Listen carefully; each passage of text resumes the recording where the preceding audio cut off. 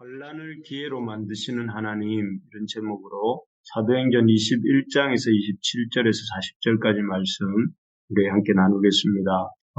사도행전 20장 22절에서 23절에는 보면 바울이 밀레도에서 에베소 교회 장로들을 모아놓고 이렇게 말하는 장면이 나옵니다. 우리 본문을 화면을 한번 보시면 이런 구절 있죠.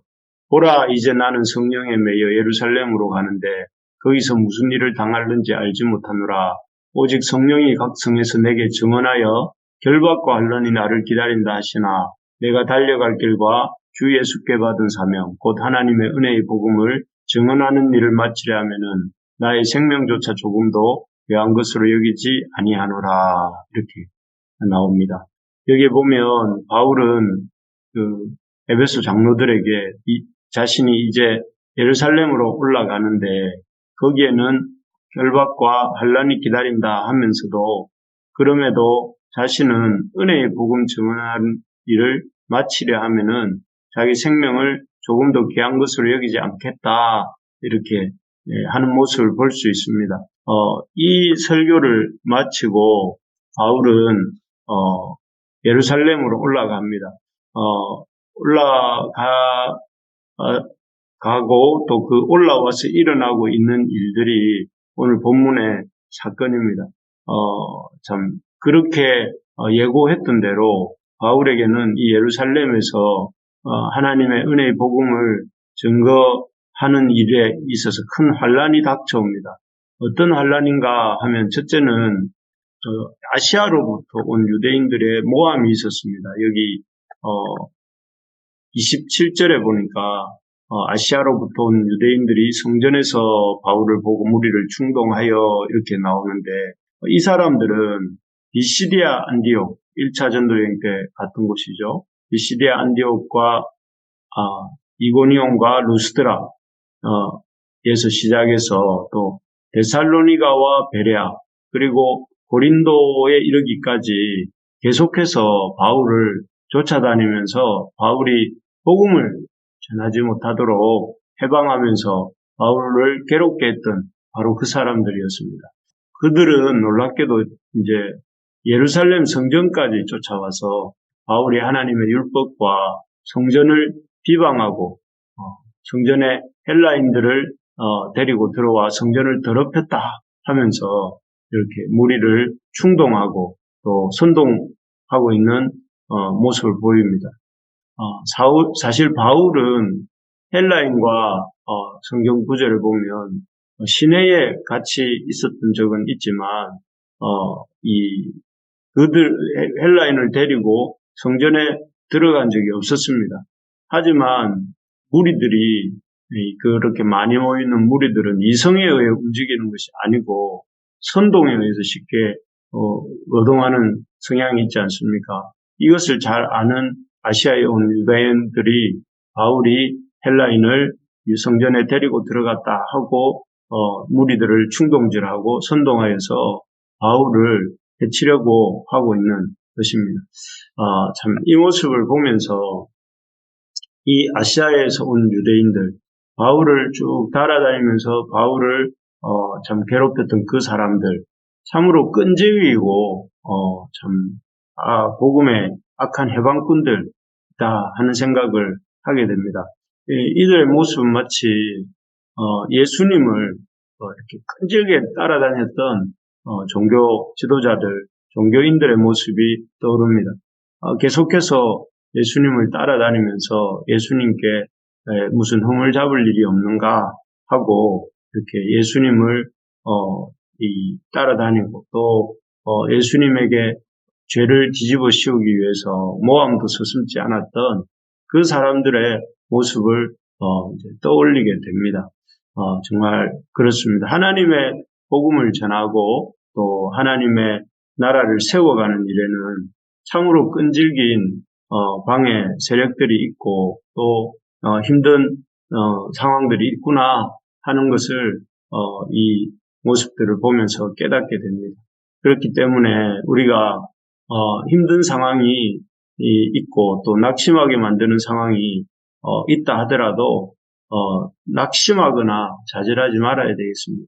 왜냐하면 이 길은 우리 주님도 가셨던 길이고 또 우리 오늘 본문에 보는 바울 사도도 겪은 그런 일이다 하는 것을 기억하면서 이런 일들을 통해서 하나님 나라의 복음이 전해져 간다는 사실을 기억하며 우리가 잘 통과해 나갈 수 있기를 소망합니다. 두 번째로 보면 어떤 환란이 바울에게 닥쳐왔는가 하면 이 군중들의 폭력이 있었습니다. 앞에서 본 것처럼 아시아에서 온 유대인들에 의해서 선동된 무리들이 바울을 붙잡았습니다. 그리고 바울을 붙잡아서 거의 죽을 정도로 심하게 때리는 모습이 나옵니다. 참 바울이 맞는 모습이라고 생각을 해볼 때 참 마음이 아픕니다. 참으로 지금 이 땅에 우리는 생각하기 어려운 우리는 그래도 물리적 폭력으로 우리를 괴롭히는 사람들은 현재까지는 없는데 참 그런 이 실제적이고 물리적인 폭력이 바울에게 가해진 것이죠. 만약 급하게 나온 이렇게 로마 군대가 전부장이 데리고 온 그 로마 군대가 이 상황을 제지하고 말리지 않았더라면 바울은 아무 죄도 없이 충동된 무리들에 의해서 꼼짝없이 죽을 뻔한 그런 위험한 상황이었습니다. 이 장면은 참 앞에서도 본 것처럼 예수님께서 죄가 없으시지만 유대인의 모함으로 채찍질, 누명을 쓰시죠. 성전을 허물라고 했다고 하고 그런 누명을 쓰셨는데 그런 누명을 쓰시고 채찍질 당하시고 십자가에 돌아가신 것과 같은 참 그런 상황과 비슷한 상황이다 할 수 있겠습니다. 참으로 복음을 전하는 일에는 이처럼 목숨을 잃게 되기까지 고난을 당할 수도 있구나 하는 생각이 듭니다. 오늘날 우리 중 대부분은 거의 아무런 어려움 없이 신앙생활하는 경우가 많습니다. 대부분 그렇죠. 그렇지만 지금도 복음을 전하는 일 때문에 모함을 당하고 또 핍박을 당하고 목숨을 잃는 경우들이 많이 있는 사람들도 많다는 것을 우리가 기억해야 됩니다. 수많은 선교의 현장들이 그렇고 또 제대로 복음을 전하고 말씀을 또 교회를 한번 세워보려고 하는 교회 현장도 그렇습니다. 하지만 이렇게 목숨을 잃게 되는 경우들이 있다 하는 것들을 생각할 때에 우리가 너무 두려워하지는 않아야 되겠습니다. 왜냐하면 목숨을 잃게 되는 그 과정을 통해서 우리가 더 완전하고 더 영광스러운 하나님의 나라로 들어가게 되기 때문에 그렇습니다. 그래서 바울은 빌립보서 1장 23절에서 이렇게 말합니다. 자신이 생명과 죽음 사이에 끼어 있는데 자신에게는 세상을 떠나 그리스도와 함께하는 것이 훨씬 더 좋은 일이다 이렇게 말을 합니다. 그렇지만 이제 그 훨씬 더 좋은 일이지만 빌립보 성도들을 유익을 위해서 자기는 그렇게 하지 않는다라고 이렇게 고백하는 모습을 볼 수가 있습니다.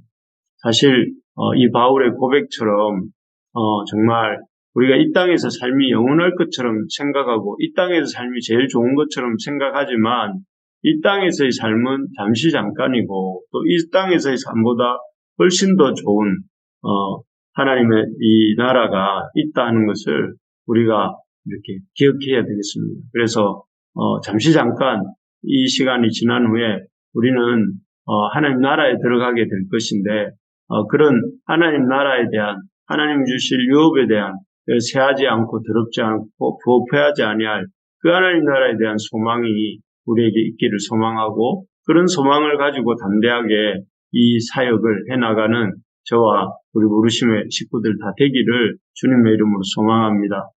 어쨌든 이렇게 바울이 복음을 전하는 과정에서 모함과 폭력과 또 환란이 있었던 것을 보게 됩니다.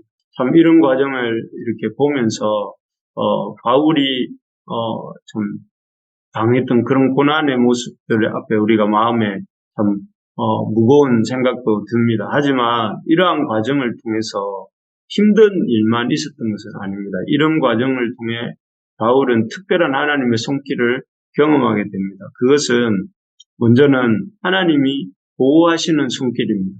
그래서 바울을 향한 유대인 속도들의 폭력이 계속되던 그 시점에 하나님께서는 로마의 군대 장관, 백부장도 아닌 천부장이 출동하게 하셨습니다.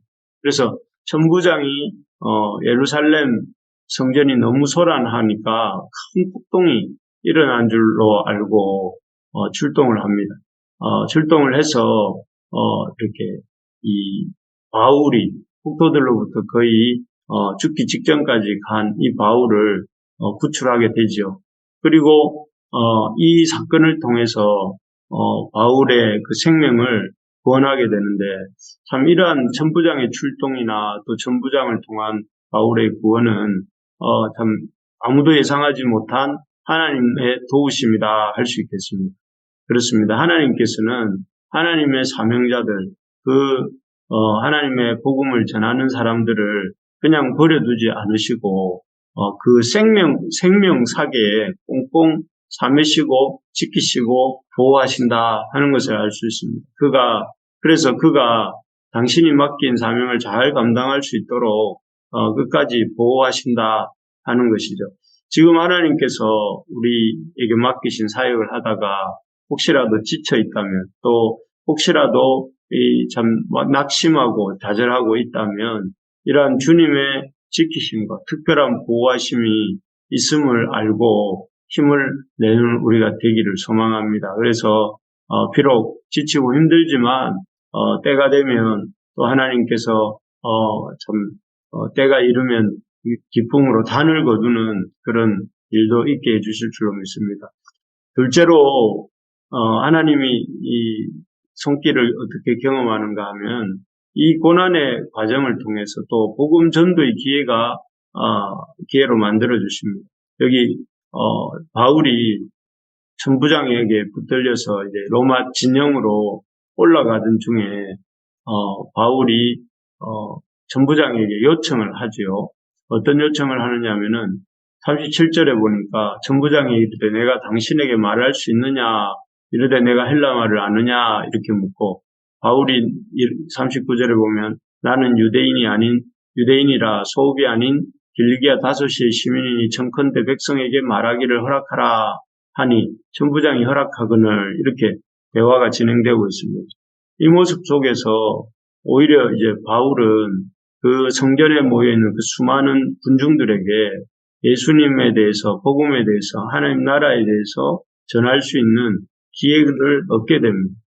일부러 이 많은 사람들을 모으기도 힘들고 그들 앞에 선다는 것은 더더욱 힘든 일인데 하나님께서는 그 위기 상황 속에서 오히려 바울에게 기회를 주시는 이런 것을 보게 됩니다. 참 하나님은 위기를 기회로 만드시는 분이십니다. 그래서 그 기회를 통해서 하나님의 복음이 전해질 수 있도록 하십니다. 우리에게도, 우리 삶에도, 또 우리 직장에도, 우리 가정에도, 우리 교회에도 각각 위기가 있습니다. 위기도 있고 어려움도 있습니다. 그렇지만 이러한 위기와 어려움을 통해서 하나님께서 오히려 기회를 만드시고 또 이를 통해 하나님의 놀라운 능력이 나타나게 해주실 것을 믿고 소망을 가지는 우리가 될 수 있기를 바랍니다. 그래서 하나님은 환난과 핍박이 있지만 그 환난과 핍박을 통해서 하나님의 보호하심의 손길을 경험하게 하시고 나아가서 하나님의 복음이 더 이렇게 놀랍게 전파되도록 하는 기회로 삼으시는 것을 보게 됩니다. 우리에게 있는 모든 어려움들, 복음을 전하는 일에 어려움들이 있다 하는 것을 인정하면서도 그러나 그런 어려움들을 속에서도 하나님 우리를 지키시고 또 우리에게 하나님의 보호하심과 하나님의 이런 유익함을 만들어주시는 하나님이신 것을 우리가 기억하며 힘을 내어서 이번 한 주간도 살아가는 저와 여러분들 되기를 간절히 소망합니다.